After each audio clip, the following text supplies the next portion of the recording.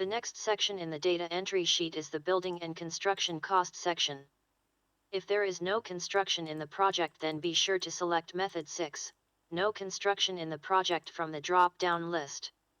In the case of the building cost, this is one exception to the rule where the data entry is actually done on a different sheet, and in order to do the construction cost calculations we have to go to the construction sheet. The construction sheet has a number of different ways of estimating or calculating the building and construction costs, but for the purposes of demonstrating the data entry sheet, I am just temporarily going to estimate the cost of construction for Unit 1 of $260,000 and for Unit 2 at $260,000 as well.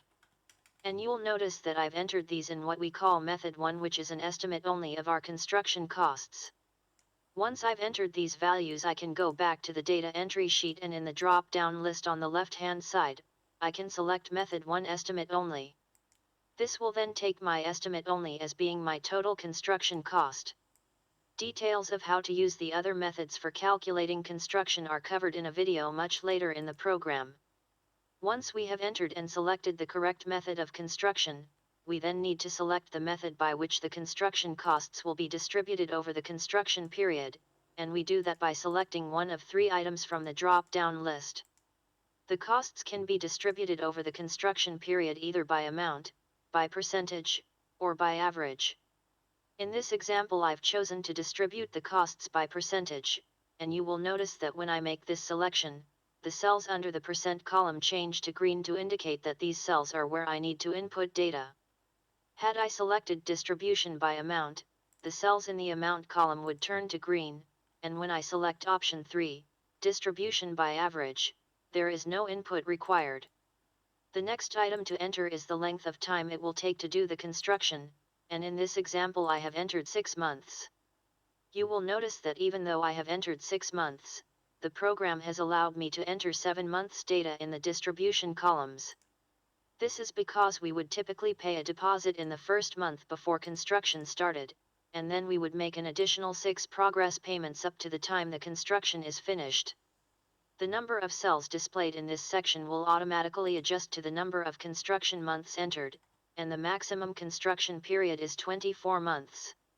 To demonstrate the allocation of construction costs, I have entered 6 months as the current construction period and distribution by percentage. The percentages can be changed to reflect how I believe the costs will be distributed over the construction period, but when I make the changes, you will notice that if they don't add up to 100%, an error is issued. So what I need to do is to make sure that those percentages add to 100%. I can also select by amount, and in this case what I can do is just enter amounts, and each time I enter an amount, you will notice that down here the amount that is unallocated against the month is shown. When these two finally add to the correct amount, the errors will disappear. When I select the third option, which is to distribute by average, the costs of construction is averaged out over the period, and all of the amounts that I've entered for percentages or amounts are ignored, and the amount for total amount of construction is just averaged over the 7 construction months. It is important to set the number of months of construction first before you start allocating the costs, and the allocation of the costs must always add up and equal 100% of the total cost of construction that's been entered in the construction sheet. For the time being, that completes the section for building and construction costs on the data entry sheet. However, it is covered in a lot more detail in a later section about construction, and also covered, in part, when we cover the project timeline plan in the next section.